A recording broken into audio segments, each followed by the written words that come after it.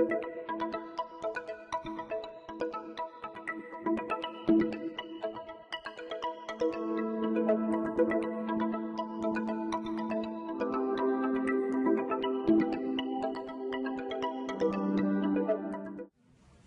just want to thank everyone for coming. We really appreciate it. It's a good turnout, and we know everyone has a lot of stuff to do on their Tuesday nights, so we appreciate coming to listen to an important topic, obviously. So my name is Jacob Benedict. I'm the president of the local Notre Dame Alumni Club. We do a host of things in the community. We've got a couple members here tonight that are active on the board. We have a scholarship fund to support students from the region that go to Notre Dame. We do community service. And then one thing that we also try to do a lot of is continuing education. That's one part of what we're charged with doing. So that's what this event is meant to do tonight. We have started a program called the Hesburgh Panel. So the Hesburgh Lecture Series is a program at Notre Dame named after Father Ted Hesburgh, which I think is fitting. You know, he obviously did a lot of work with presidents, so it kind of goes along with our topic tonight. But the purpose of the panel is to, or the Hesburgh Lecture is to send Notre Dame scholars out to the different alumni communities. So we're lucky, we're only 2 hours from campus, so we can get a great pick of professors who are happy to drive 2 hours, as opposed to the Hawaii Club, who has a harder time probably getting, well, I shouldn't say Hawaii. Maybe, yeah, maybe. That was an option? Yeah. I probably shouldn't let that. Of course, everyone wants to come to Fort Wayne, though. That's what I'm trying to say. So this is our 4th year that the Fort Wayne Club has actually done a Hesburgh Panel, where we don't just bring a Notre Dame scholar here to lecture. We actually bring them here to share some thoughts, but then sit on a panel with local experts and talk about local issues or issues that are important to people here. So the first year we did it with business ethics. Second year was healthcare reform. Third year was school choice. This year's religion and the presidential race. So we seem to pick some pretty divisive issues. So you know, hopefully it will be a worthwhile event tonight. And just quickly, I want to thank Professor Andrew Downs from IPFW. In the political science department. He was great at helping us put this together and provide a lot of support. Obviously, we want to thank the panelists, which you'll hear more from, and thank you again to the attendees. So, this is actually a topic that all of our panelists have been a part of as a panel this year. So, Professor Campbell, actually just a week ago, was the moderator for Conviction and Compromise, Being a Person of Faith in a Liberal Democracy. On September 4th, he had a great cast of panelists there. And then earlier this year, I think in February, Professors Bartkey and Wolf did the role of religion in presidential politics. So I guess the natural question is, why are we doing it again? And the best answer I can say is those are just practice. This is the actual game. But I do think that since we're close to the election, obviously know who the candidates are. You know, pretty soon we'll be in the voting boxes. That it's well worth it to discuss again. And here we'll definitely try to focus specifically on religion and the presidential race and presidential politics. So anyway, that's enough from me. We'll first introduce Professor David Campbell. Professor Campbell is a professor of political science at the University of Notre Dame and the founding director of the Rooney Center for the Study of American Democracy. He is the co-author of American Grace, How Religion Divides and Unites Us, which has been described by the San Francisco Chronicle as the most successfully argued sociological study of American religion in more than half a century. American Grace received both the 2011 Woodrow Wilson Award from the American Political Science Association for the best book on government, politics, or international affairs, and the Wilbur Award from the Religious Communicators Council for the best nonfiction book of 2010. Professor Campbell is also the author of Why We Vote, How Schools and Communities Shape Our Civic Life, and the editor of A Matter of Faith, Religion in the 2004 Presidential Election. So Professor Campbell is going to come up here, share some thoughts, and then we'll introduce the other panelists and get into a moderated Q&A where we'll have some predetermined questions, and then hopefully we'll have some questions from the audience too. So please help me in welcoming Professor David Campbell.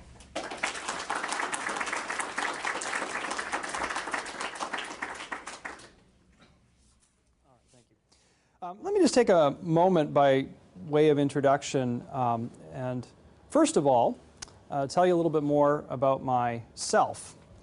It turns out that seems like any audience I speak to, I am always the fish out of water.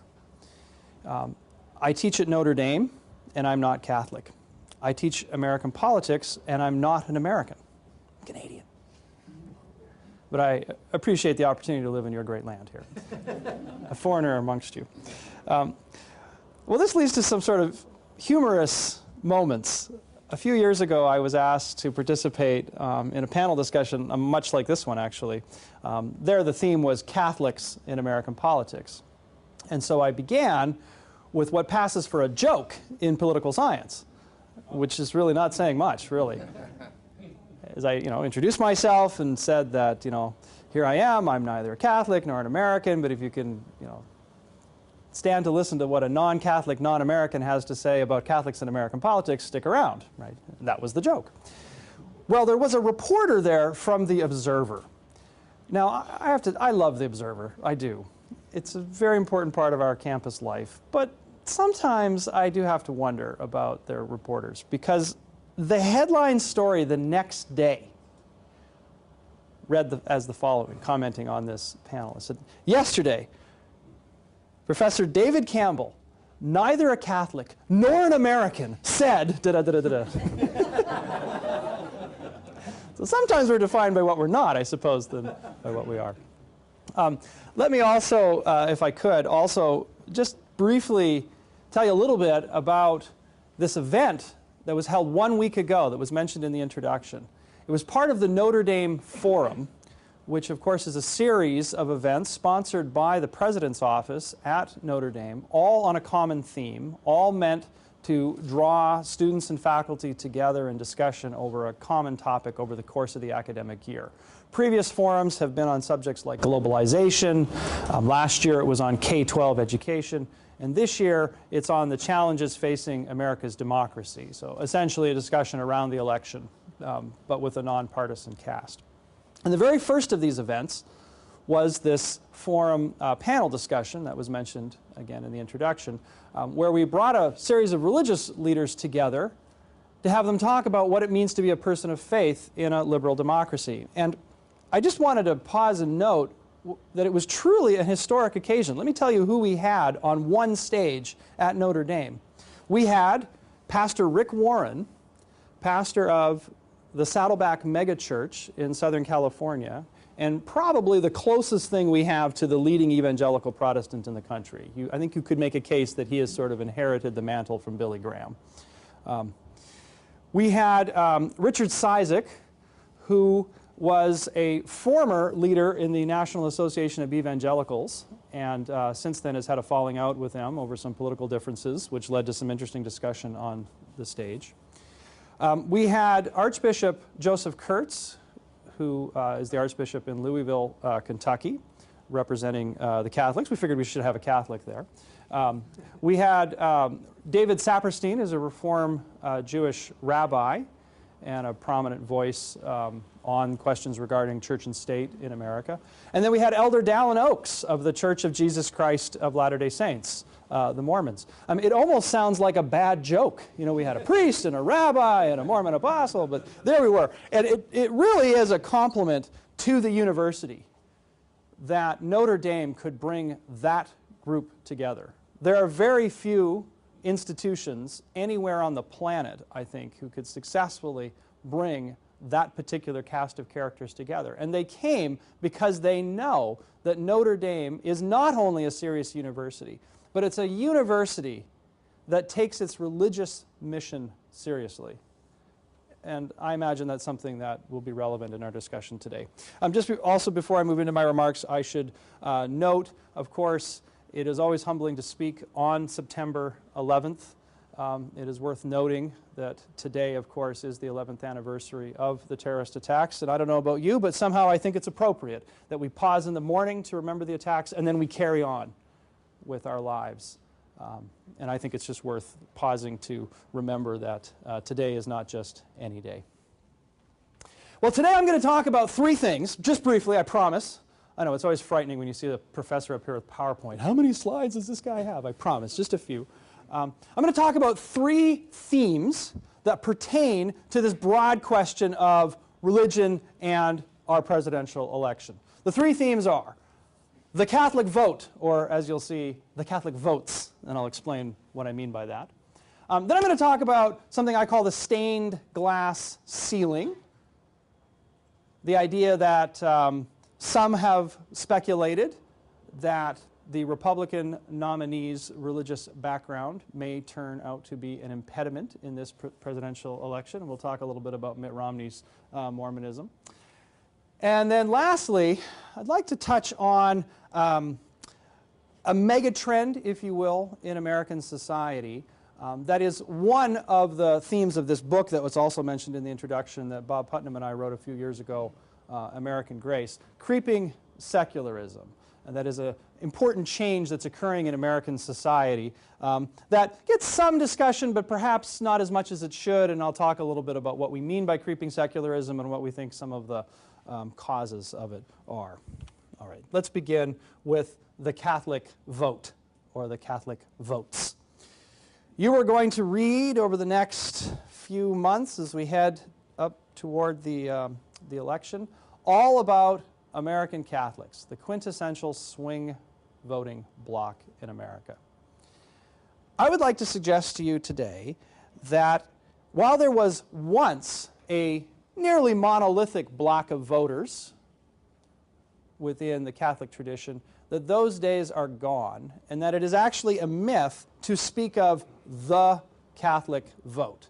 That when we say that Catholics are the quintessential swing constituency, all we're really saying is that Catholics vote collectively as a group like everybody else. And that has actually been true now for a series of presidential elections, and let me just make that point graphically. What you're looking at is what I call the Catholic gap. This is the difference between how Catholics voted in any given presidential election and how the rest of the country voted. The higher the dot is from this zero line, or the lower the dot is relative to the zero line, the farther Catholics as a group were from the national popular vote.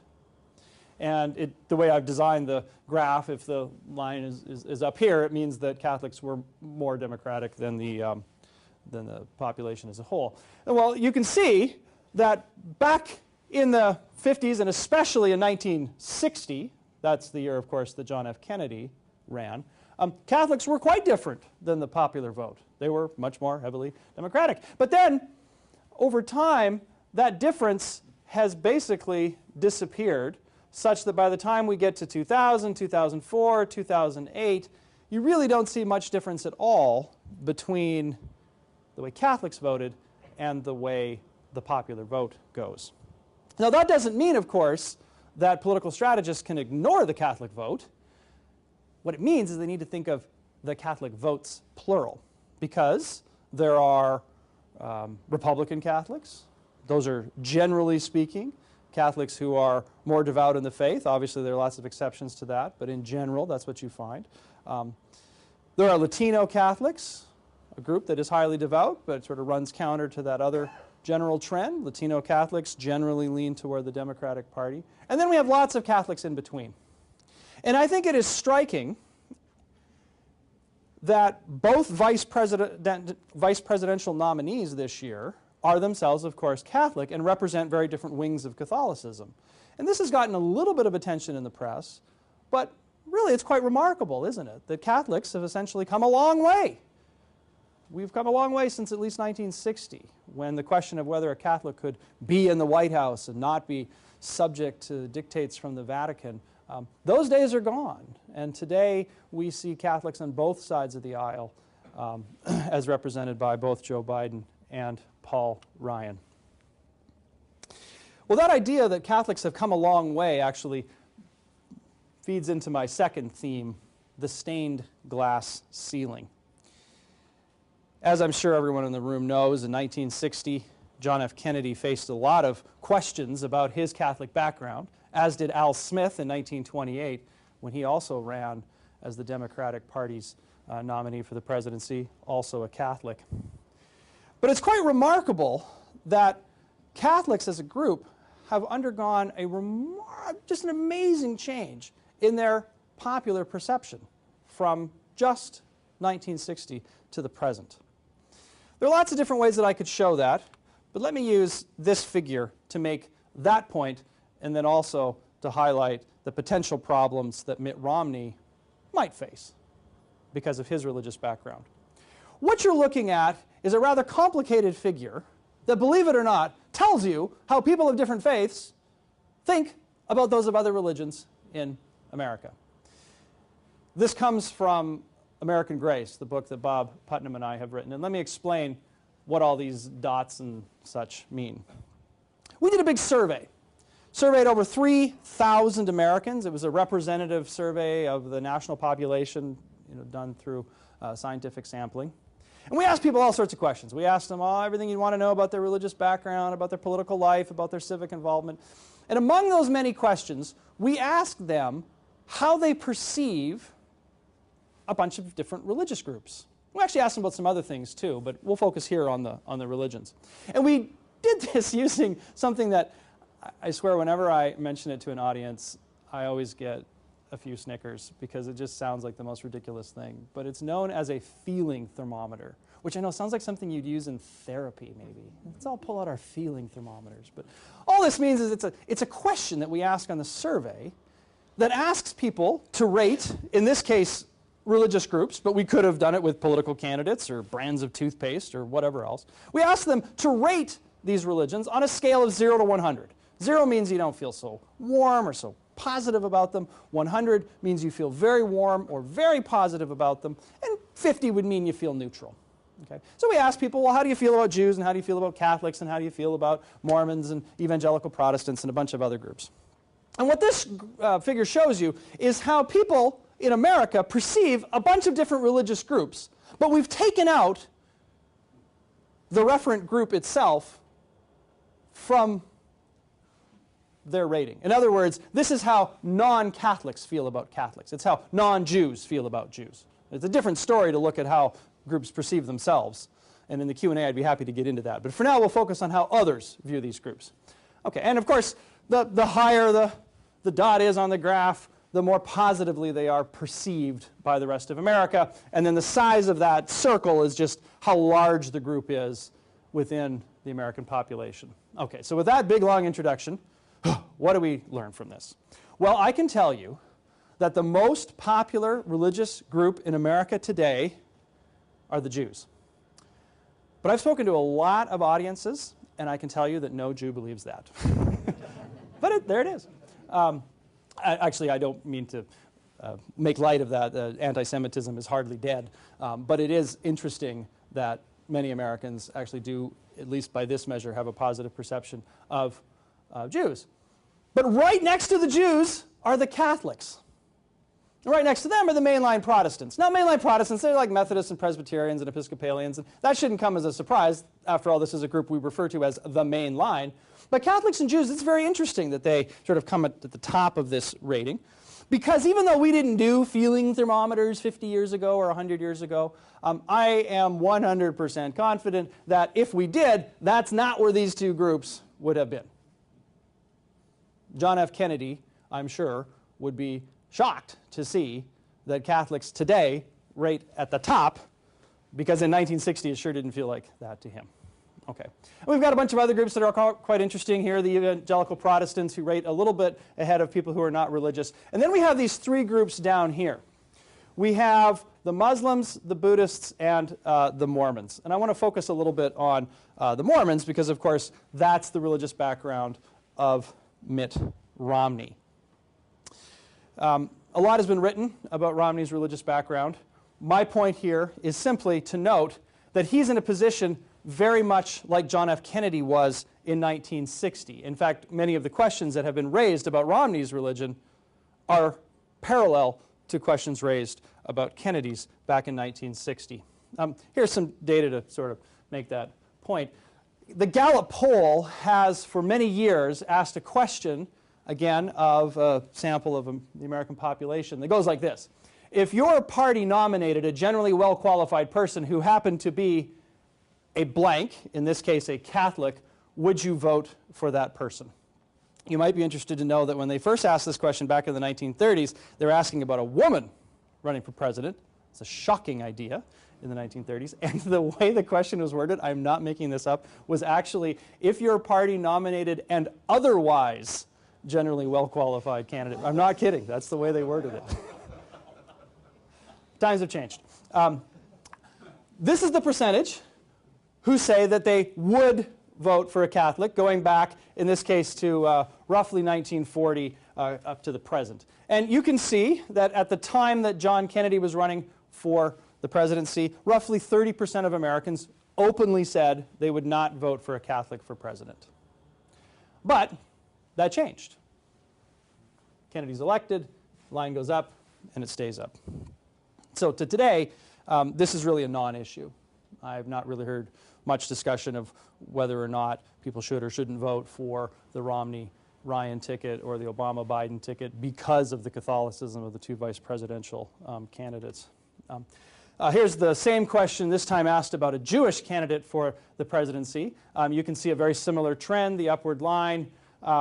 Doesn't get to quite as high, actually, as Catholic, but nonetheless, by the time we get to the present, you have almost all Americans saying, at least, that they would vote for a Jew for president. Here are the numbers for a Mormon. Now, the others I could go back further in time. With a Mormon, I can only start in 1968. So I've just shown you the lines for a Catholic and a Jew, beginning also in 1968. This is a question that I'm sure this audience will be able to quickly answer. Why would the Gallup poll have been asking this question in 1968? Because George Romney, this independently wealthy, handsome governor with great hair, actually his hair wasn't as good as his son's, was running for the presidency. That might sound familiar. Of course, George Romney was running. And it's really interesting, isn't it, that it was asked in 1968, wasn't asked again until 1999, because, this is a little harder. Why would they have asked in 1999? Because Orrin Hatch, senator from Utah, briefly and quixotically ran for president. But they asked it again. And then, of course, it's been asked a bunch of times since. And as you can see, the line is basically flat. And by the time we get to 2010, the percentage of Americans who openly say they would not vote for a Mormon was roughly the same as the percentage who back in 1960 said that they would not vote for a Catholic. I've done a lot of research on this. I'm interested in this question. I'll just quickly describe this slide, which comes from a paper that some co-authors of mine and I have published. We're interested in this idea of how it is that social contact, that is personal relationships with people of another faith, might foster an appreciation for that faith. This book, American Grace, that Bob Putnam and I have written, we actually focus a lot on the interpersonal connections that Americans make across religious lines as an explanation for why actually America is quite a religiously tolerant country. Most Americans actually have close friends, family members, often even spouses, who are of another faith. Well, Mormons are a bit of an exception to this, and it's not just because they're a small group. Jews are actually also a small group. It comes as a surprise to many audiences that there are about as many Jews in America as there are Mormons. But Jews have a tendency, much more so than Mormons, to bridge, that is, to have interpersonal connections with people of other faiths. Mormons much less so, partly because they're concentrated in a few states, but not entirely. This is actually true for Mormons who live outside of Utah and Idaho as well. Well, I won't go into all the details, but my co-authors and I, we've done all these fancy experiments where basically we ask people whether or not knowing that Mitt Romney is a member of the Mormon Church, does that affect their likelihood of voting for Romney? And we are also able to know about people whether they know a Mormon or whether they don't know a Mormon. And if they know a Mormon, whether they have a Mormon acquaintance or whether they have a close friend or family member who's a Mormon. So you can sort of think of three different levels of contact. Either you don't know a Mormon at all, you know a Mormon but only in passing, maybe a coworker or a neighbor, or you have a Mormon who's a close friend or family member. And the way this is set up, a dot that's below the line means that people in that category are less likely to say that they would vote for Romney. And if the dot were above the line, it would mean they were more likely. You can see that nobody actually falls above the line, but theoretically they could. And this is upon learning that Mitt Romney is a Mormon. Now, we collected these data in 2008 when that information was not as widely known as it is today. So for many of these folks, this would have been new information. Well, this is what we find. For folks who say they don't know a Mormon, they have a somewhat negative reaction. For those who know a Mormon in passing, they have a more negative reaction. But those who have a Mormon as a close friend or family member, well, actually their reaction, we really can't differentiate from zero. That's what this means when it goes up over the line. So in other words, for Mitt Romney, he's going to do best among people who already have a Mormon as a close friend or family member, or among those who are learning about Mormonism for the first time. The troublesome category are the people in the middle who know a little bit about Mormonism. So they know enough to know that maybe Mormons are a little different than they are, maybe believe different stuff than they do, but maybe don't know them well enough to sort of overcome that difference as they would if they were a close friend or a family member. And of course, we will see over the next 2 months whether or not there truly is a stained glass ceiling facing Mitt Romney because of his Mormonism. There might be other reasons why Romney may not win the election, and we will see over the next few weeks and months whether his Mormonism does turn out to be the silent factor, one that is perhaps unspoken by many, but lurking in the back of their minds as people decide who to vote for. Okay, lastly and quickly, creeping secularism. I could say a lot about this. Bottom line is the following. For as long as we've collected data, roughly 5 or 6% of the American population would regularly say they had no religious affiliation. We call them the nuns. It's a Notre Dame audience, so I need to be careful. We don't mean the N-U-N kind of nun. We mean the N-O-N-E kind of nun. And so for about, I don't know, 40, 50 years, 5 or 6% didn't change, right? And then, bam, beginning in the late 1980s, early 1990s, we began to see this rapid acceleration in the percentage of Americans who say they have no religion. Today, that number stands at somewhere around 17 or 18%. By historical standards, that is extremely high. I want to be careful. People who say they have no religion are not necessarily atheists. Many of them believe in God. They've not necessarily completely given up on religion or religious beliefs. They just don't particularly like religious labels. But nonetheless, it's an important development in American society. This quickly, just briefly shows you the dynamism in how Americans see religion in society. Okay? So this downward sloping line shows that over the last 20 years or so, we've had more and more Americans say that religion has less influence in American society. But if you sort of go backwards in time, you can see that, well, back in the 1950s, Americans were very comfortable with religion in their society. But then we see this sort of up and down movement. So while we're in a downward slide now, that has not been the case necessarily for the decades prior. And the reason that I mention that is that it's easy for an audience to assume that because we're describing these trends of secularism in America, to assume that, well, that means that America is on its way to becoming, oh, I don't know, France or something. But history suggests, actually, that religion in America is a very dynamic force. So things go down, but they also come back up. And that's something to think about, actually, because that group of nuns, the new nuns, concentrated among young people. And remember, they've not completely given up on religion, which suggests that they might be brought back. This graph just shows you just how concentrated this trend is among young people. This blue line here is the percentage, again, of, in this case, Americans under 30 who say they have no religion. And you can see that it was pretty flat and then goes through this rapid spike beginning at about 1990. That other line is the percentage of young people who say they're evangelical Protestant. You can see that it was sort of gently increasing and then goes through a decrease. And then on top of that, just in the last 5 years, we've seen still another acceleration of, again, what we call creeping secularism. I mentioned that big survey that we did. Well, we actually went back to those same people 5 years later, so we could see what was happening in their lives, same people, over just a half decade. And what we see, especially among people 18 to 29, is a pretty dramatic change, at least by the standards of those of us who study this sort of stuff, in, say, the percentage who say they never attend church. It went from 24% to 30%. The percentage who say they have no religion. It was 25% of the 18 to 29-year-olds back in 2006. In 2011, it grew to a third, 1/3 of all young people today. say they have no religious affiliation. The percentage who say that they do not believe or they're not sure that there's a God went from 15% to 24%. Those are pretty big jumps in a pretty short period of time. And just in my closing seconds here, let me tantalize you with the current leading hypothesis explaining this creeping secularism. The leading hypothesis is actually politics.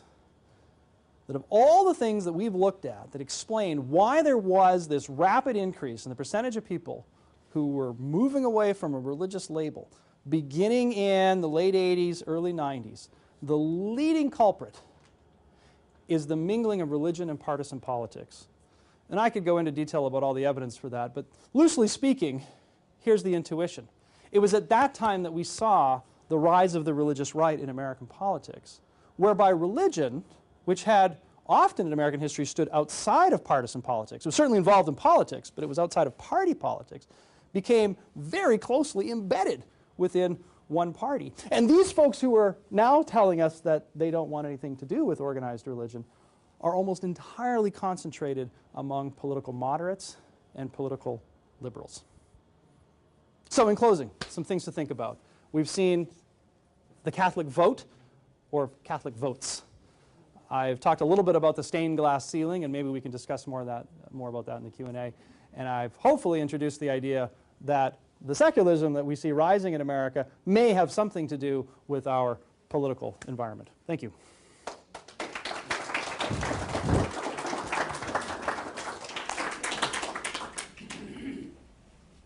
Okay, thank you very much, Professor Campbell. That was a great start. Now we'll take the chance to introduce our two other panelists. I'll go through their introduction individually, and then at that time they'll share some of their thoughts, and if they want to talk about the research or reflect on anything that Professor Campbell said. We'll start with Professor Elliot Bartkey. Professor Bartkey is an associate professor in the Department of Political Science at IPFW, where he has taught since 1988. For many years, he has also taught as an adjunct associate professor in the program of liberal studies at the University of Notre Dame. In 1999 and 2003, he received the Univ Teaching Award for Excellence in Undergraduate Teaching at Notre Dame. In 2004, he was the first recipient of the Orestes Brownson Award at Notre Dame.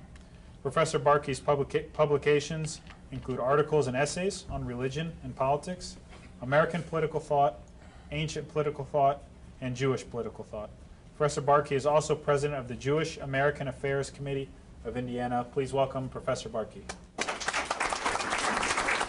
ahead and share. If I missed anything, or share anything if you want to. Well, I don't want to take up too much time, but I'll say something to show you how much America's changed, which I mentioned to Jacob before. I grew up in a town in New Jersey where there were not a whole lot of Jews, and there were a lot of Irish Catholics. I used to get the fecal matter kicked out of me for killing Christ. That was before Vatican II. Now, the reason I say that is because when I was asked to teach at Notre Dame back in 1990, that was a very nice thing, because all these kids used to beat me up. Their goal in life was to go to Notre Dame. Okay. Now, that award that Jacob mentioned, the Orestes Brownson Award, came about like this, because I not only taught politics, I taught theology, philosophy, and I got to know a lot of students. And a number of students at Notre Dame felt that Notre Dame was becoming a great intellectual powerhouse, was losing its Catholic identity. So they started a club to restore Notre Dame to Catholic orthodoxy. And who did they ask to be the advisor? Me. So God has a sense of humor. That's one thing we can learn from this. And things have changed quite a bit in that regard. And I have an award, a plaque that I can't hang anywhere that says the professor has done the most to restore Notre Dame to Catholic orthodoxy. Now, that certainly wasn't my agenda. My agenda was in teaching Catholic theological text to teach what it says. And sometimes at Notre Dame, students believe that by the time they're done in their theology classes, they no longer believe in what they were brought up to believe, which is a curious thing. And if you've been to Notre Dame, you may know what I'm talking about. But in any case, what I do want to talk about briefly, because I don't have much time and I want to hear what you folks have to say, is the secularization, the creeping secularization. There's no question about that. Everybody's aware of that. And yet, as America is becoming less religious, perhaps, religion seems to be becoming much more important. We all see that. And what Professor Campbell was saying is perhaps because religion has become much more important to the Republican Party especially, that he's suggesting that the evidence tells us, at least intuitively at this point, that it's pushing people away from religion. I don't quite understand it, and I want to see the rest of this, and why that would be so, especially with people who consider themselves politically liberal. But where it will make a difference in the presidential election, I suspect, is as follows, is that in the Republican Party, now where people who vote for Republicans, of course, are people who have stronger religious commitments, whether one likes it or not. People who are the most traditional in their religious views tend to vote Republican. So much so, to give you one example, that when Andrew Weiner in New York had to resign from Congress for texting his naked pictures, okay, there was an Orthodox Jew running to replace him and a Roman Catholic. And the Roman Catholic won, and the reason he won is because the Orthodox rabbis all told their people to vote for the Roman Catholic rather than the Orthodox Jew, because the Roman Catholic's religious views are much more in line with traditional Orthodox views. Again, God has a sense of humor. Okay. But when it comes down to it, when it comes down to the election, the real question in many states is what the turnout is going to be for the people who are activists, who are more traditional, and those who are more liberal or less traditional in their views, and that's gonna matter in key states, as there are, of course, many other issues. But that's gonna matter quite a bit.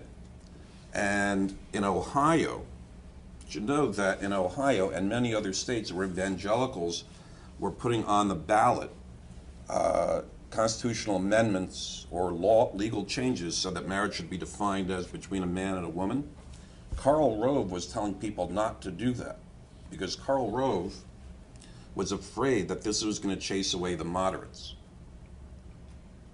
And the evangelical leaders said, we're in, because evangelicals, for the most part, prior to 1988, were still Democrats.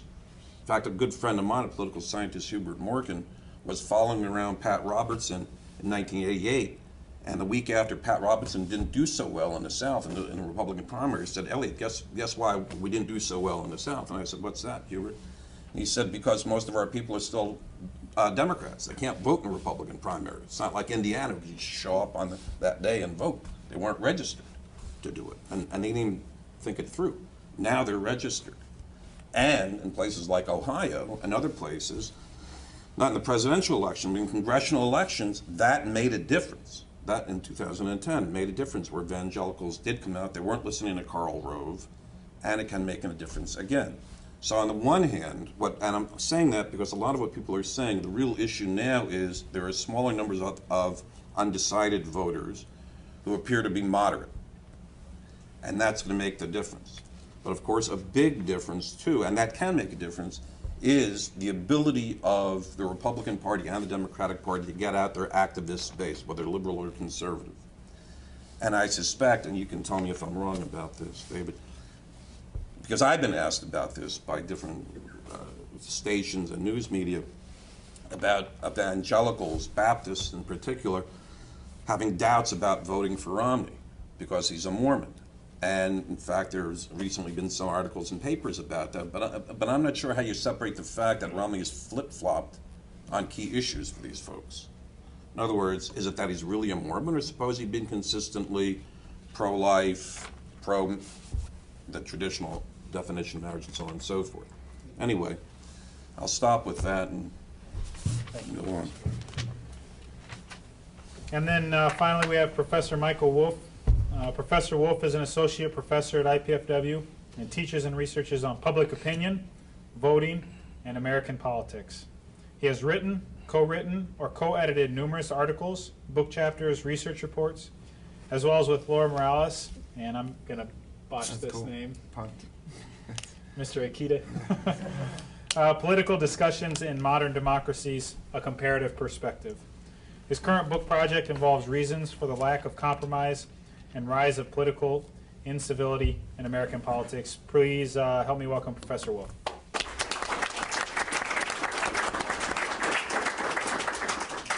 Thanks a lot. It's a pleasure to be. I'm going to remain seated if that's all right. Oh, that's fine.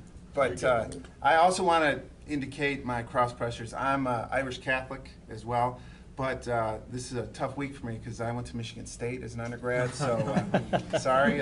So just remember he's not American. So anyway, I just want to highlight how much I really enjoyed the talk and the book. And so if you get a chance to read American Grace, it's an excellent read. And some of the topics he clearly couldn't cover because it's a massive work. But I do want to highlight another angle of the kind of, especially how we approach this and how politics also affects religious belief and how this ends up. And I think Elliot raised a great point that in 1988, Pat Robertson's like, what the heck happened here? These people agree with me in the South, and yet they weren't there to vote. And it covers an extraordinary tale of the slow but significant change that has occurred and where that puts people of belief on both sides.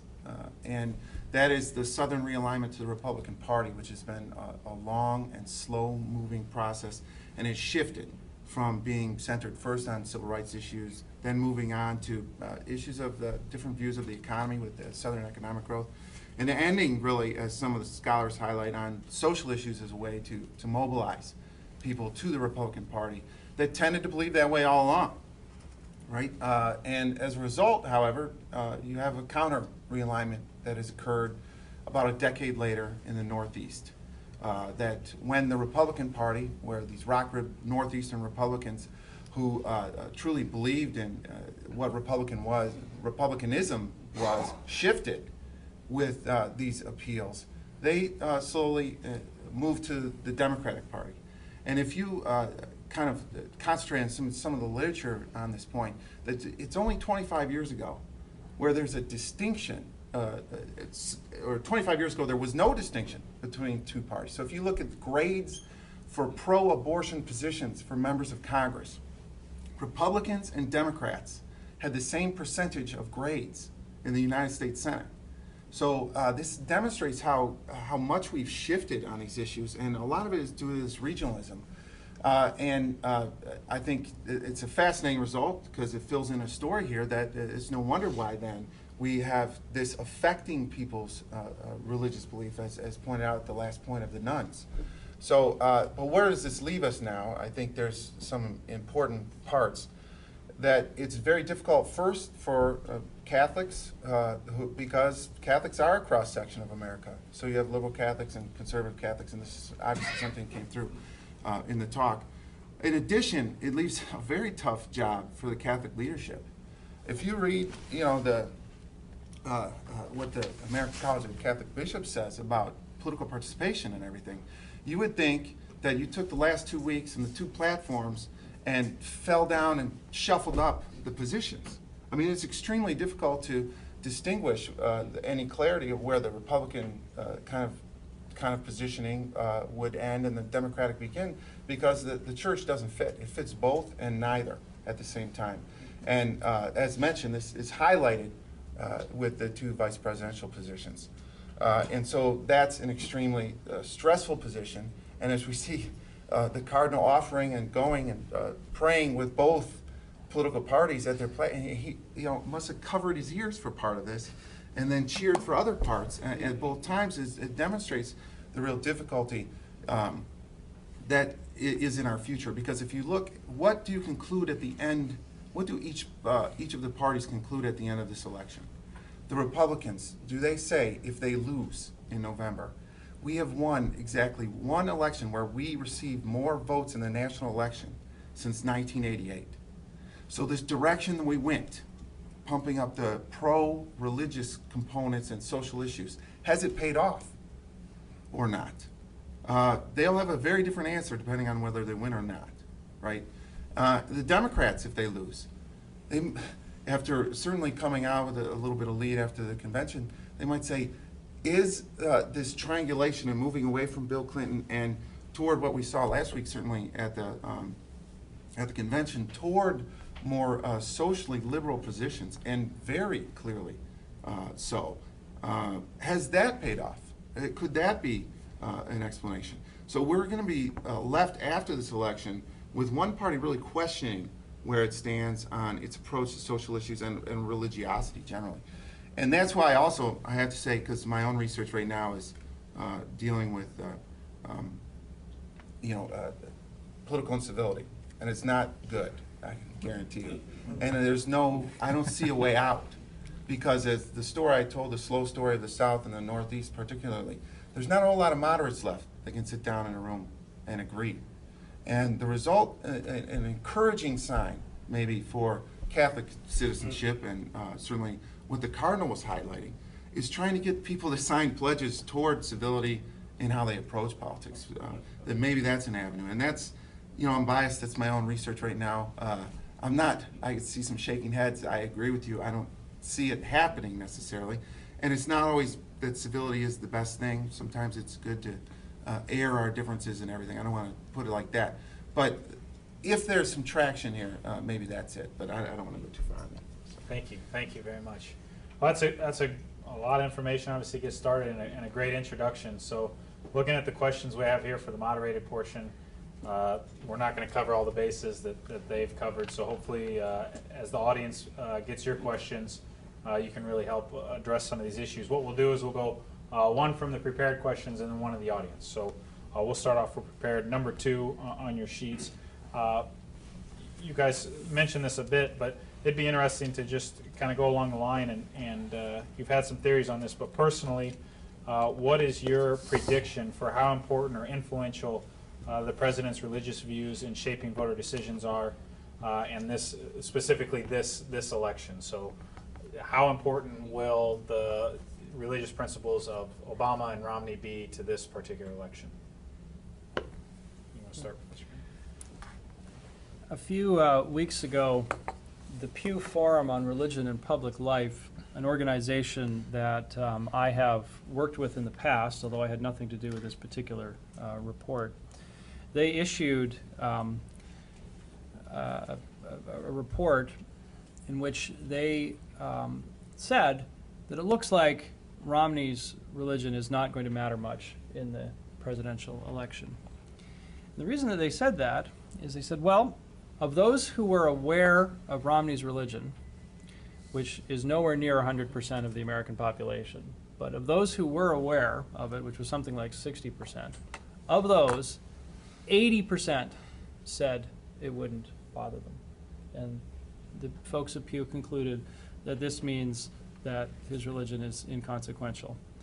I would counter and say 20% of Americans saying that they would not vote for somebody strictly on the basis of his religion is actually a pretty high percentage, not a low percentage. But here's the puzzle, and this is the part we don't yet know, and frankly we won't know until after the election, and we're able to pore over all the election returns and the surveys and polls that we'll do. The question is whether or not the folks who say they won't vote for Romney because of his religion might have otherwise voted for a Republican.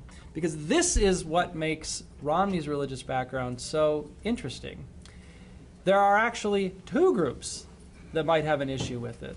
One, folks who are themselves uneasy with anyone who is highly religious.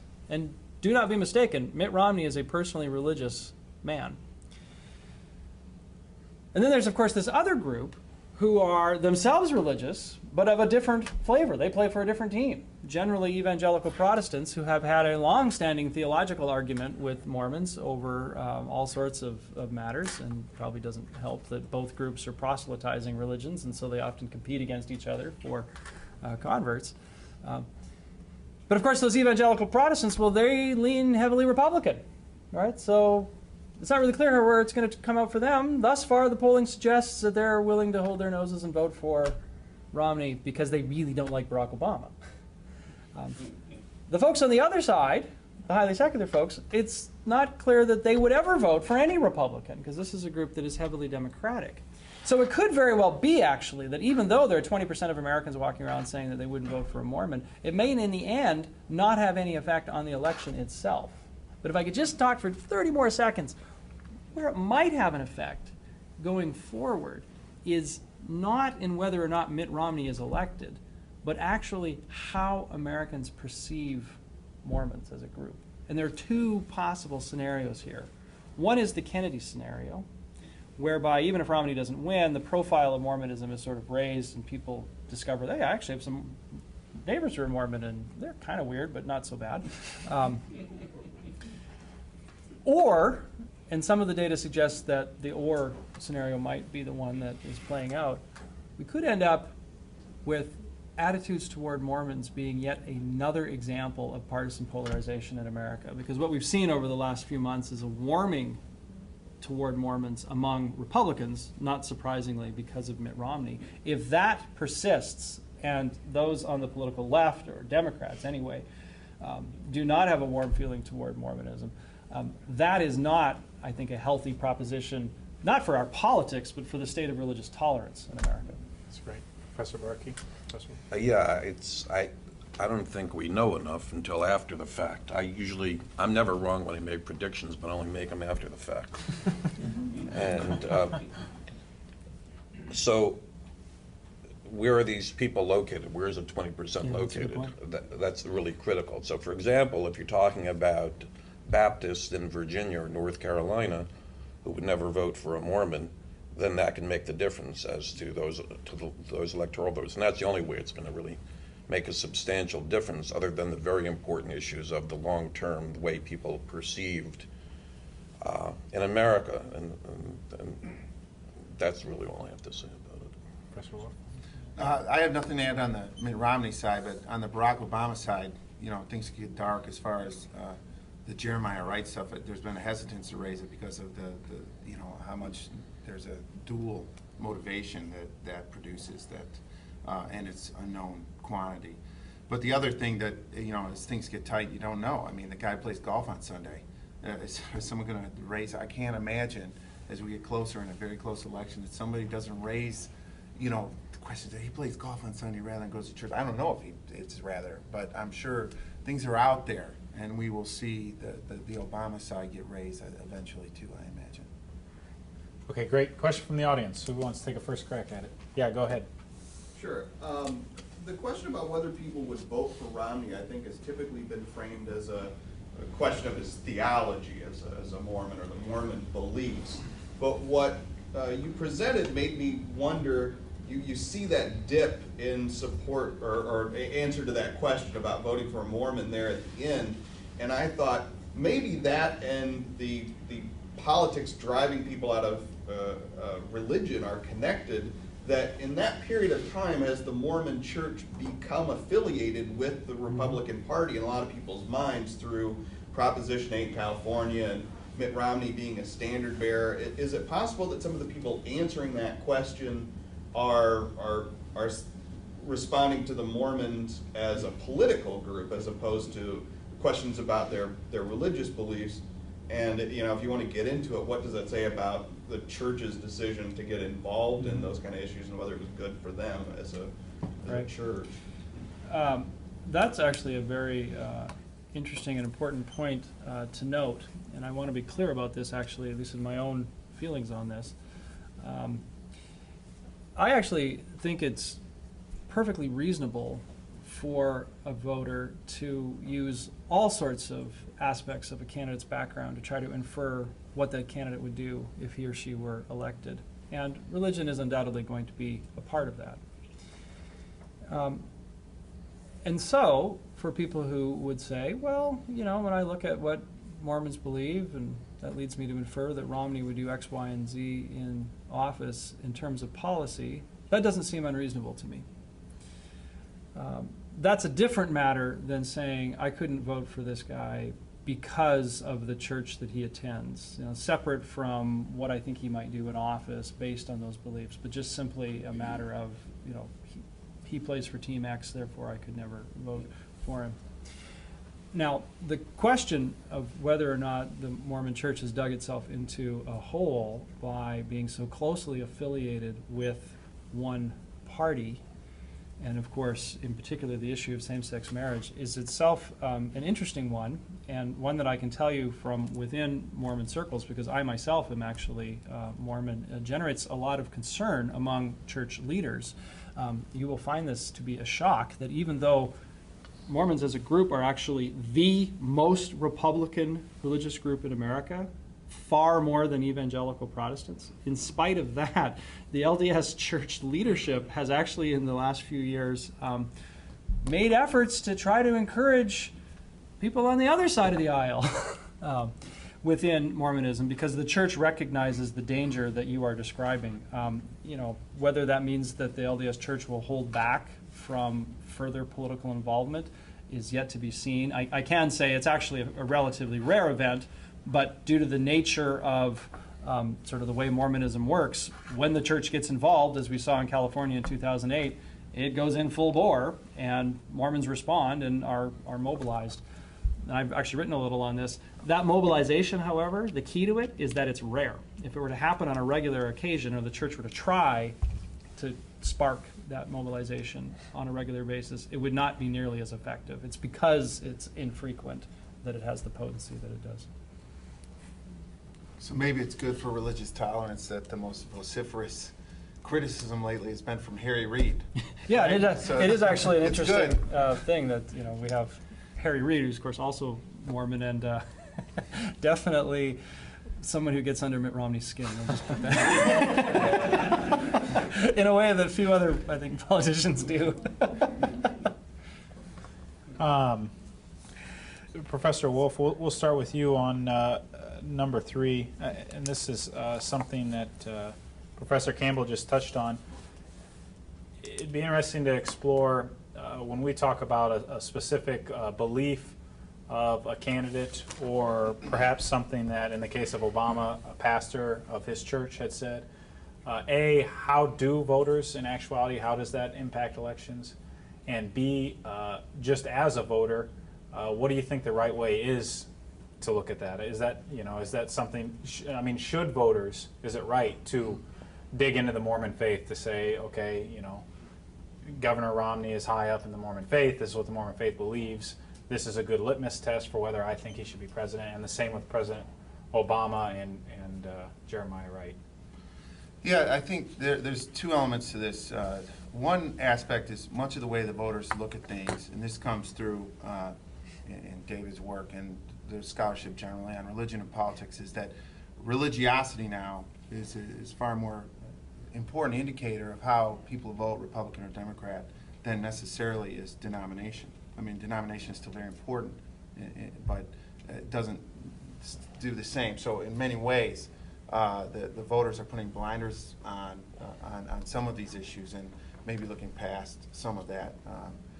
But secondly, I think this year is far different than what we would see in 2004 or the year 2000, because both of these candidates have kind of taken some whitewash to their past positions that are deep, that would be associated with this. So Elliot mentioned before, the Mitt Romney's changing positions on social issues, and I think that Barack Obama's bought just about every copy that's left of his book up to black out Jeremiah Wright's name, right? So they both kind of try to take that religious past and some elements of it out of the debate now. So I don't know if that answers this directly, but I think that it's less clear in this year's election than in the past. Right. If I guess another way to phrase the question, is it rational or irrational to say I won't vote for Mitt Romney because of the belief of the Mormon Church? I mean, what's the view? I mean, that's just kind of opinion, but go ahead, Professor Burke. The way you've set it up is a little bit problematic, because Jeremiah Wright is not a standard African-American preacher in any tradition. He's wacky. And he says wacky things, many wacky things. I don't go to his church, I don't know if it happens all the time, but there's enough evidence of him saying plenty of wacky things. And that could be a cause for legitimate concern. I don't know, it could be. But that's not meaning one should look into any particular church. That's because he's a wacky person. And to the extent that it might influence somebody, it's worth looking into. But I don't, because you asked the question as a should. And we're political scientists, we don't know anything about should. We're numbers people, you see, not values. So in any case, perhaps I think most reasonable people would say, whatever their faith, is that their faith informs their policy choices. And President Obama said the reason he supported traditional marriage is because that's what the Bible says. That was 2 years ago. Maybe he's got a new Bible. I don't know. You know, Mitt Romney had different positions. He's flip-flop as well. Maybe these people get new Book of Mormons. I don't know. The texts don't change. But I think the real issue is everybody, reasonable people, could argue about policy issues, come to opposite conclusions, and I think that's what, since you're asking a should question, that's what they should look at, not this or that church. Right. Professor Campbell gave it. For what it's worth, I teach a class at Notre Dame on religion and politics in the United States, and this is actually one of the topics that I give my students to write on, because I myself have not really decided where I come down, so I like to hear what they have to say to try to inform my views. And it is true that as social scientists, we're all a little uncomfortable with a should question as compared to trying to describe what voters do or might do. But let me take a stab at this. I don't think that Mitt Romney should be held responsible for anything that Brigham Young said in 1850. I don't think that Mitt Romney should be held responsible, or voters should hold against him past policies of the LDS Church, some of which are quite controversial, that he had nothing to do with. I do think, however, that if you want to understand Mitt Romney as a person, even though he has made it somewhat difficult to do this, I think you do need to understand his faith. I lived in Boston at the time that Mitt Romney was there. I don't know him personally. I do know one of his sons, but I know lots of people who know Mitt Romney, and I move in these same sorts of circles. And I can tell you that if you want to understand the life and thinking of a devout Mormon, you probably do need to know something about their faith. I don't think you need to know about the esoteric theology. I don't think you need to know about all the specific things that Joseph Smith may or may not have said, in 1833. But it probably is worth knowing some of the following facts. Mormons believe strongly in self-sufficiency. If you want to understand what Mitt Romney is going to do regarding welfare, it's probably worth knowing that Mormons actually take that very seriously. On the other hand, even though Romney's public position has suggested otherwise, Mormons as a group are extremely positive toward immigrants. Compared to other politically conservative groups in America, Mormons are way more likely to say that we should open the doors to immigrants rather than close the doors. My research suggests that's related to the fact that many Mormons spend time overseas doing missionary service, actually learning a foreign language, living in a foreign culture. Mormons actually have a very nuanced view on abortion that is often missed. Mormons do not have the same position on abortion that Catholics and evangelicals do. The Mormon position is actually very close to what many mainstream Americans would hold outside of a religious tradition, which is that they are generally opposed to abortion, but they are the most likely to approve of it in the cases of rape and incest, which of course has recently become an issue once again in our politics. And that's because that's the position of the LDS Church. Right, it's very clear that that's where Mormons are picking up that signal. I could go on. My point is that if you want to understand Mitt Romney, the candidate, I think it is reasonable to know something about his faith. I don't think it's reasonable to hold him to a standard regarding his religion that we would not hold other candidates to. I don't see people chasing Joe Biden and Paul Ryan around and asking them whether they really believe that the wafer becomes the flesh of Christ. I don't see them, having to answer questions about, what one pope might have said in the 19th century. So that's where I think we would draw the lines. There's sort of a reasonable area in which we can inquire, and then there's an unreasonable area. Great, thank you. That's great. We'll go to the audience again. Yeah. I was wondering, what role do you think the issue of religious liberty will play in this election? Right. Yeah. Professor Barkey, would you like to start off? Well, a friend of mine who's a conservative Catholic at Notre Dame called me up a couple weeks ago and said, first positive thing he's ever told me about President Obama. He says, President Obama's finally done something right. What's that? I said. He said, well, he's embarrassed a lot of my liberal friends into having to support the church over the president. And and the issue we're talking about, of course, is that for many Catholics, some of the president's policies now are an attack on what they call religious liberty. And of course, that's going to be milked by Republicans for as much as they can. And on the other side, the Democrats will say, if the Catholic Church can't be forced in their hospitals to pay for contraception, then that's a violation of our liberty. So people are going to throw it back and forth, and it'll become an issue for both sides. But I think it's not going to matter all that much. It's just going to convince the people. It's like negative advertising. At worst, to convince people who are going to vote against the other person. You know, it's going to reassure the people who are already going to vote the way they're going to vote. I agree 100% with this. That to the extent that religious liberty, that term, has now become essentially a stand-in for this policy debate over the contraception mandate, which I can assure you is a huge issue at Notre Dame. Students and faculty talk about it all the time, on both sides. I mean, there's truly a debate on the question. To the extent that religious liberty is taken to mean the debate over that particular issue, it's not clear to me it's going to have much effect on the election, because that issue divides very neatly along partisan lines. But there's an interesting religious twist here that I think is worth noting. I mentioned the Pew Research Center a few minutes ago. Let me cite another one of their studies from earlier in the year, right when this issue broke and the debate was beginning. They actually did a poll in which they found that evangelical Protestants were much, much more likely than Catholics to object to the contraception mandate. Now, the reason that's interesting is that theologically, evangelicals have no problem with birth control. Yet, nonetheless, they were the ones who were sort of more likely to oppose the administration. Well, what does that tell you? Well, on the one hand, some of that is a principled stand on the question of religious autonomy. But part of it is also just simply partisan, right? And so the Catholic opinion, that is Catholics as a whole, not separating out who's more or less likely to go to Mass or anything like that, but it's Catholics as a whole, again, like on so many issues, look more or less like the rest of the country. You know, some Catholics feel very strongly about this, others do not, and that's what you see reflected in the whole.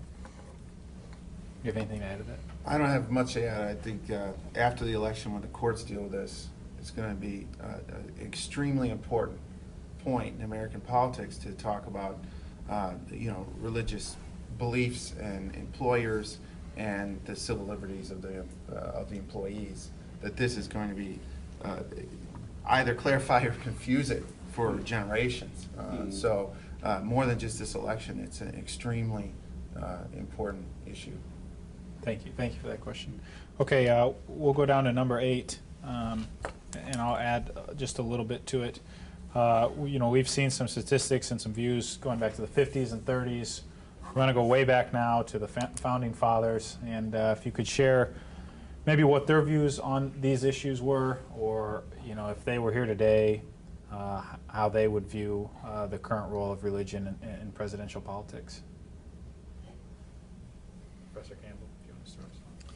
Well, I think the first thing that we should note in any question like this is that the founding fathers, plural, were a group of people who didn't always agree on things. That often we group them all together and think, the founders, they all agreed on everything. But they didn't. They had healthy debates. That's what they did, actually.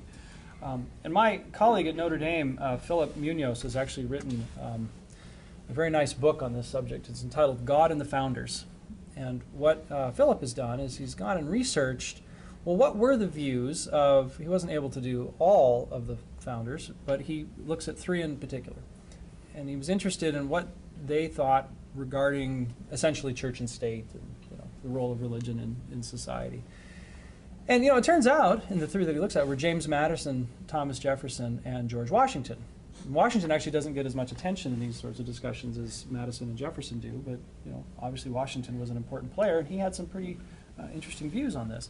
So if you look at where those three come down, they actually had very different views on this. You know, Jefferson was very uncomfortable with the role of religion. Madison, much more so. Washington actually had a very distinctive view. You might say that Washington was willing to endorse what we now call civil religion, but not necessarily anything sectarian. And Washington made many statements in his life that suggested that he was actually quite magnanimous toward people of, you know, faiths other than his own. So I guess sort of the bottom line would be, it would depend on the founder that you were talking about. But in general, I suspect that our world and the creeping secularism that I mentioned and the sheer religious diversity that we have in America is so different than the world that they knew that they would probably have a hard time processing it, actually. That we are grappling with issues that our constitutional framework enables us to do, but it still leaves us some space today to debate where exactly that line between church and state or between religion and politics ought to be drawn. Well, it's probably fair to say that while the three mentioned have distinct views, that they were all tending towards deism. They were not traditional Christians. So actually some fundamental views that they did share that were way out of line with most Americans. And Jefferson, being a liar about many things, was certainly not going to let people know this. None of them would. And it's not just because he was afraid of not getting elected, and he suspected that Hamilton would use his views against him, which Hamilton tried to do. He made up his own religious party with the Federalists, tried to graft that onto the presidential elections to show how bad Thomas Jefferson was. But they all supposed that for America to be successful, for that the Republic to be successful, that other people should share old traditional religious beliefs. And they all, being great readers of history, understood that, as Tocqueville would later say, that if for people to be free, they must be a God-fearing people, a religious people. And I think while it's fair to say that their views were not in sync with the vast majority of Americans in their day, that they did have an appreciation of the importance of religion for the maintenance of the American Republic, and they would be quite shocked today to see the declining importance of religion, not in the sense that conservatives complain, because conservatives almost always get this wrong, but in the impact of religion to teach friendship, love, civility, things like that, more broadly speaking. To have that kind of impact, which is so important for civility. You know, the most famous evangelical politician in the 20th century was the early 20th century figure who's famous for opposing evolution. That's William Jennings Bryan, who was a liberal politically, and who was the prosecutor in the Scopes monkey trial. People forget that. Whose most famous political speech is his speech at the Democratic Convention in 1896, where he says, "Thou shalt not press upon the brow of labor this crown of thorns, thou shalt not crucify us upon this cross of gold." See, so I would frame it a little bit differently. The founders recognized that religion was very important. I think they would be quite appalled about the role it plays in our society today. No. We'll go to the audience now. Yeah, Joseph, back there. Go ahead. I'd like to ask a question, sort of. Can you speak up a little bit? Yes, sorry. I'd like to ask a question addressing a little bit of what Professor Barkley was just talking about, and that's the role of religious speech in politics. I know that Professor Campbell mentioned that one thought of why people are moving away from religion has to do with the intermingling of politics, or partisan politics, and religion. But we've had a very long tradition in the United States of very charged religious speech in politics, and we don't see that same movement away historically. And so maybe if some of the panelists could speak to that a little bit. Let me take this opportunity and explain a little more what I was mentioning there at the end of my remarks, this trend we see whereby people turn away from religion, or at the very least they don't want the label of an organized religion as a reaction to the political environment. It is true that the very fact that we have the mixture of religion and politics today, that is not anything new historically. In fact, that has been the story of the United States. It's difficult to find any social reform movement over the course of American history that did not actually have some sort of religious root to it, whether it was abolitionism or the civil rights movement or women's suffrage or temperance. You know, again, on both the left and the right, religion has been a part of the story. And it's also true that today, it's not as though you don't ever hear Democrats speak about religion. In fact, you often hear Democratic politicians speak about religion. In 2008, during the Democratic primaries, we heard a lot, actually, about religion. You might remember the Democratic candidates actually had an entire debate that was centered on questions of faith. It was really quite remarkable. Yet, nonetheless, we have this perpetuation of one party being more closely associated with religion in the American psyche, and it's not the Democrats. Why is that? Well, it's actually not just because we find the use of religious speech. That's part of it, but it's not all of it. Even more important are actually the issue positions taken by politicians in the two parties. Because it turns out that the two issues, and the two issues only, that sharply divide religious and secular Americans are abortion and homosexual rights, or more specifically, same-sex marriage. That, when I put it that way, does not, I assume, come as a surprise, right? But if you think about what that really means, it means that on almost any other issue that you can think of, you do not find big differences between religious and secular Americans. You don't on the welfare state. You don't on immigration. You don't on foreign policy, et cetera, et cetera. Where you find the big differences are on the sex and family issues, abortion and same-sex marriage. So when politicians talk about those issues that are so closely tied to people's religious beliefs, that's where we see the God gap open up.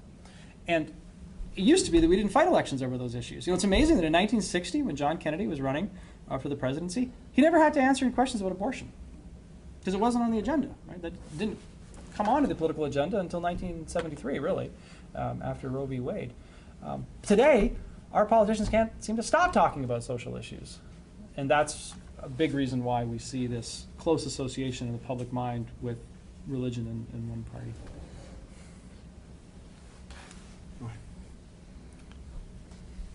Well, again, those are the two big issues, but they're not just issues. They're fundamental issues that represent different views on what life is about in America for people who are seriously holding those views on both sides. In other words, one side might say this is a matter of the fundamental issue of liberty, if you're pro-choice and pro-gay marriage, and the other side says, no, this is a fundamental matter of our understanding of who we are as a deeply religious people.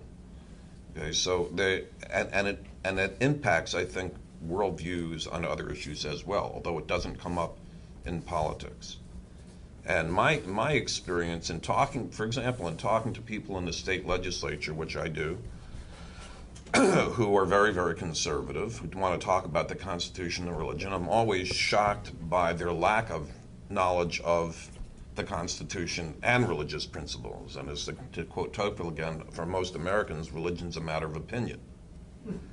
One of the curious things about Notre Dame, I don't know if it's still like that, David, but for all the years I taught there, whenever they did a poll during a presidential election, the faculty overwhelmingly was going to support the Democrats, and the students overwhelmingly support Republicans. And I remember asking a class of mine, why is that? And they said, well, because the faculty is liberal.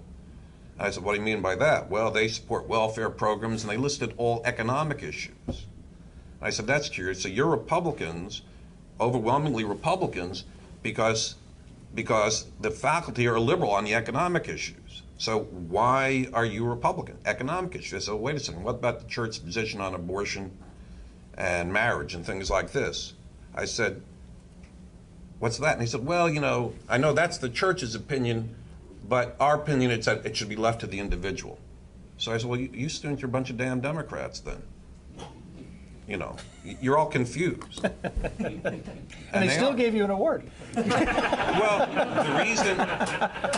the reason is because I was also asked to be the students put together a program one day on multiculturalism and religion. So there was a Jew, a Hindu, and a Muslim. I was the Jew. So they said the first question was, do you feel comfortable as someone of your faith at Notre Dame? So the Hindu said yes, the Muslim said yes, I said no. They said, would you send your child to Notre Dame? The Hindu said yes, the Muslim said no. Yes, they said yes, I said no. I lied a little bit on that, was my daughter, actually, but for effect. So I said, why? Because you're Jewish? And I said, because Notre Dame's not Catholic enough. I said, look at the way you're dressing, look at the way you're talking. I mean, this is really, 2 theology classes, come on. So at the end, what happened is that a lot of Catholics and all the Muslims in the audience that were there came up to me and thanked me. It was a curious thing, all right, because they felt put upon as people who were taking their faith, as they would say, very, very seriously. And it's not that other people don't do it, don't take it seriously, but there are things. When Professor Campbell was talking about we've come a long way because you have Joe Biden and Paul Ryan, well, what Mike is saying about the bishop going like, a long ways means, wow, they're not listening to us. The right-wingers are saying, well, I love John Paul II or Benedict because he supports the traditional family and is opposed to abortion. But that death penalty stuff, he doesn't know what he's talking about. And, the welfare stuff, they don't know what they're talking about. And the criticism of capital, they don't know what they're talking about. Well, that's curious because they're damn Americans, right? They get to pick and choose like everybody else. But that's a problem for the church and for any religious leaders in the country that have those traditional values, and people do feel put upon. And when the Democratic Party initially took God out of the platform, it wasn't a joke when people, or a minor thing for people, when they had to put it back in, they had to put it back in for a reason. Professor Wolf? Yeah, I just take a slightly different tack on it because I think the answer has been so good. It's the other aspect is, I mean, we look at what we're facing in the next few months politically, this ridiculous sequestration issue. And everyone says, well, we'll just deal with it after the election. I mean, here's this massive issue that's supposedly driving everybody and everything, and everyone's convinced that before January, well, we'll just be able to compromise our way out of there, right? And it'll get done. And there's an article of faith on that because those are issues you can be ambivalent and kind of split the difference on taxes and military spending, all that stuff. These other issues, if you want to keep your base, those are not things you're usually ambivalent about. And so they're not easy to compromise on. And so there's a usefulness to those as well, beyond just, that component, that those are kind of more foundational elements of belief systems. So. We want to try to fit in 2 more questions quickly. One more moderated, one more from the audience. Picking up on what's been discussed a little bit in the paper you brought, Professor Wolf, if you want to start off. This question is,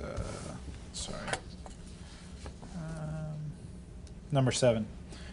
And the question is it possible to be devout to a religion, a single religion, and be an effective politician or to get elected? So, in other words, is it possible for Mitt Romney to follow, the book on the Mormon religion and still make it through the primary, or, Catholic religion, Jewish religion? And obviously, you've talked about the Catholic religion, how it's kind of got its foot in both parties. I think it's in many ways easier because of the change from, as we mentioned and as David showed. I mean, it wasn't easy to be a Democrat in the past. So now you can be. I mean, the American public's open to it. But the element of, You mean a Catholic? Catholic. They've been okay with the Democrats. Oh, yeah. Well, sort of. We'll see. At times. So you can be all right with Catholics, and that has gone up. So denominationally, the passes are given out pretty freely. The issue is then, are you sticking to, or whether you should stick, and that I think is the difficulty that certainly Mitt Romney has faced, but has seen, as we demonstrated in the back before, zipping around a little bit on his positioning and the complications that do with that. I think that's something that every politician has a difficulty doing. That what do you do when you're called to the carpet, and there's inconsistencies, and you're not going to be, as John Kerry was not going to be offered communion if he was in St. Louis. That's the difficulty, I think. But overall, I think the religious tolerance has demonstrated what David put forward is easier in many ways for presidents. Professor Campbell?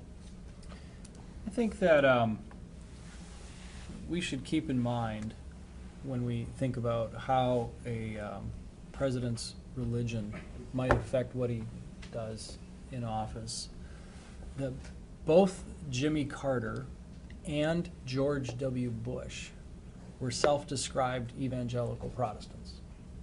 And I think it's fair to say that Jimmy Carter and George W. Bush came down on the opposite side of a lot of different issues. My point is that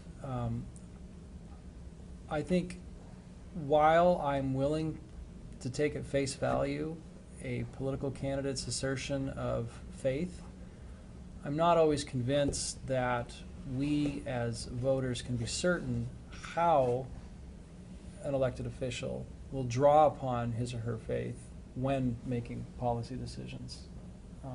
I think many of them do, but as was already mentioned, religion is often a matter of opinion. It's not always clear that it's the religion driving the politics. You sometimes wonder whether it's the politics driving the interpretation of the religion. Professor Barkey, do you have anything?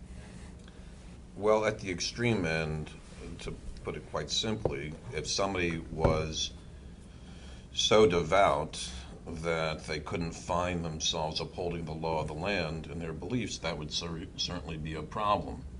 But that's a problem in other ways too. President Obama, in his case, feels he cannot uphold the Defense of Marriage Act. All right, that could be a problem. You'd think the president is supposed to, and if it was a Republican in there, it might be the other way. It could very well be the other way. But I think that's where it becomes a problem.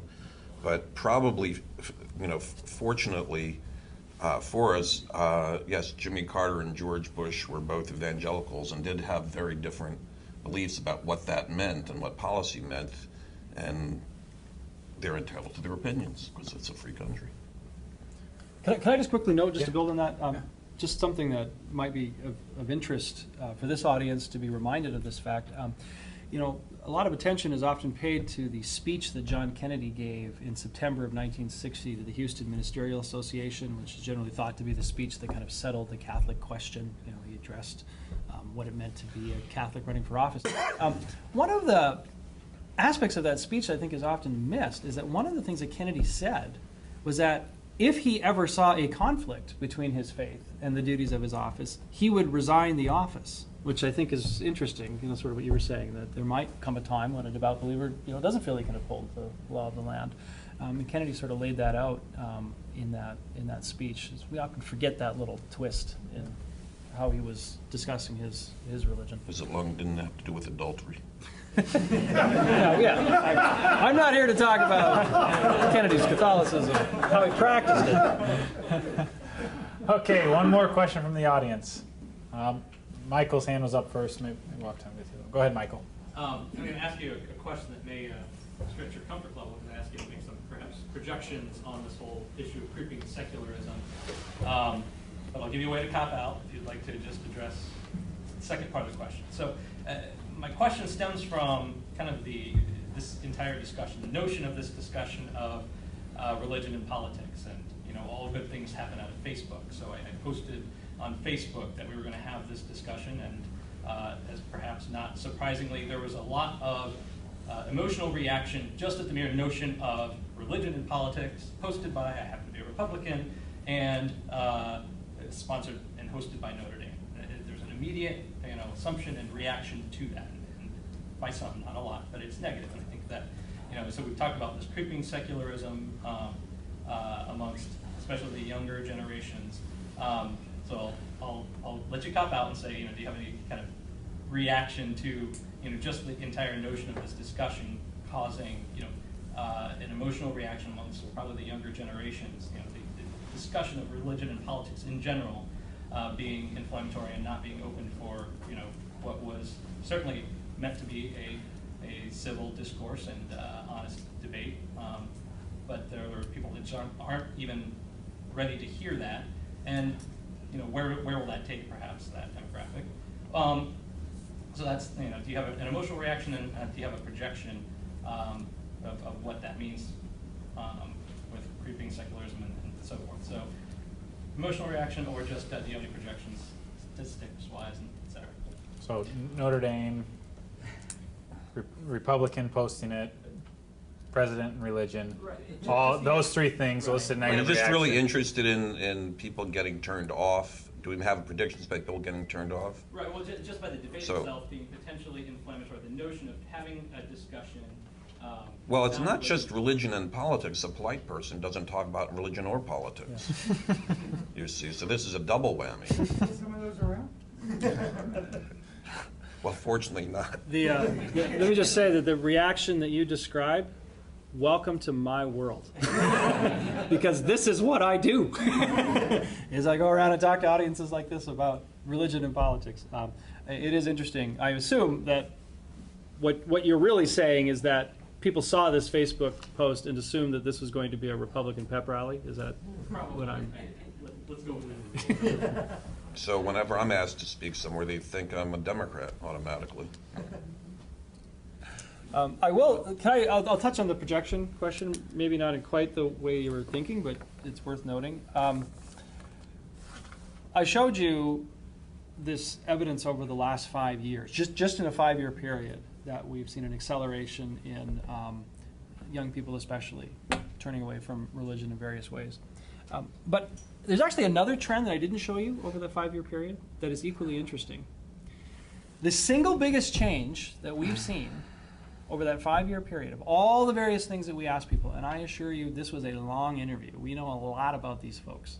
The single biggest change that we observe is the percentage of Americans who say they've heard a political sermon at their place of worship in the previous year. The drop-off has been stunning.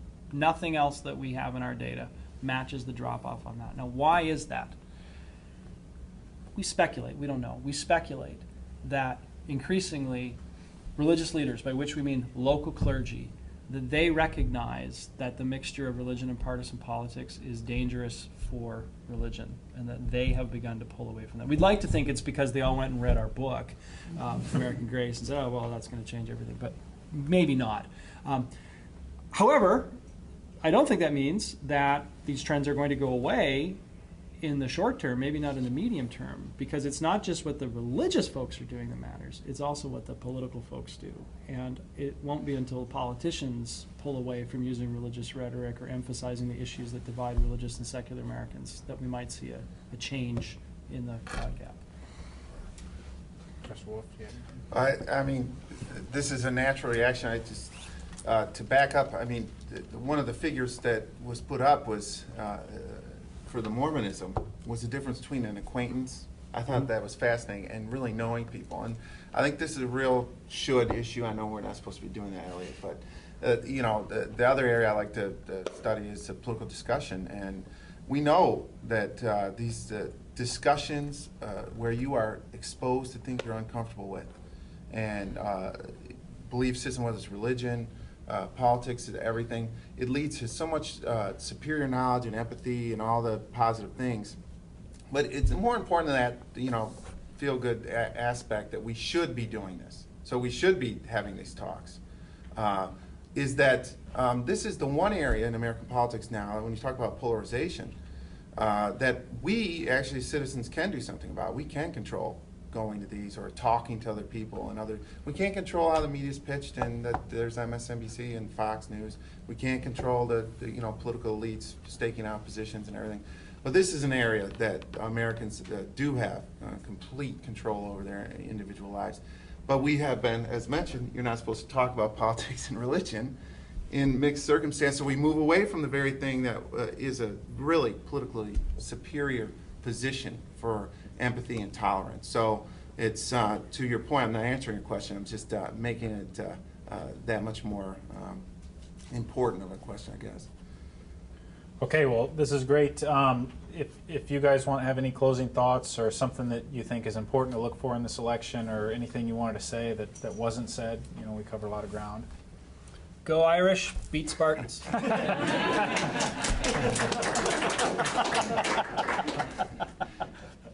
Thank you all for coming. It's been a lot of fun. Yes, thank you for coming. Okay, we'll give the panelists another round of applause.